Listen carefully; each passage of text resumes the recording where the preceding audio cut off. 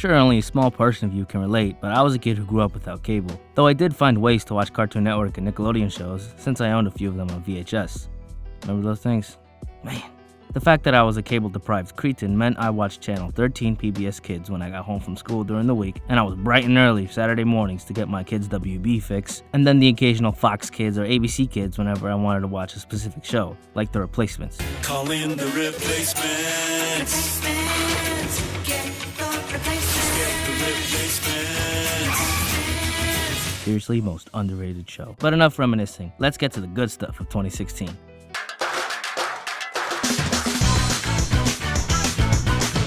Wow. Okay. I guess good stuff is non-existent. What?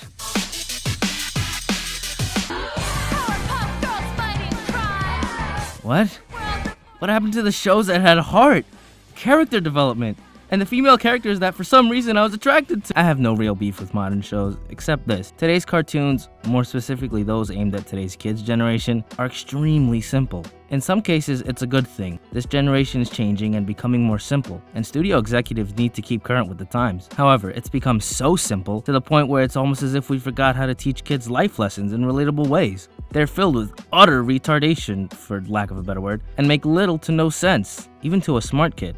Of course, the TV should not replace parenting. It's almost like it was entertainment and not a replacement for 15 years of bad parenting. I can't believe you. What, are you out of your mind? In fact, I believe it should reiterate and challenge young minds. I don't know about you, but I'm soon to be 20 years old. And man, did the cartoons I grew up with play a big role in my childhood.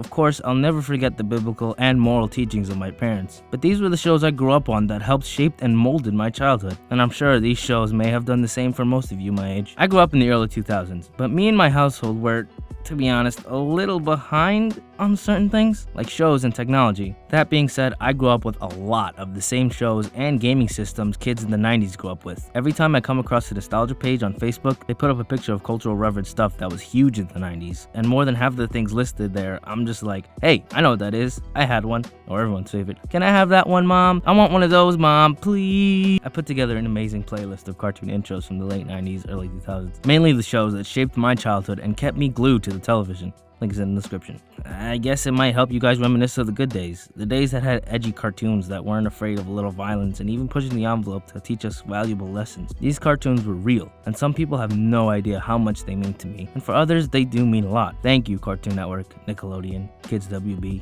PBS Kids, and all the others. You've helped me and countless others get through the tough days and gave us memories that'll last a lifetime. Oh, and by the way, Cartoon Network, do us a favor. Get rid of these, will ya? Do you ever just really miss the 90s, dude?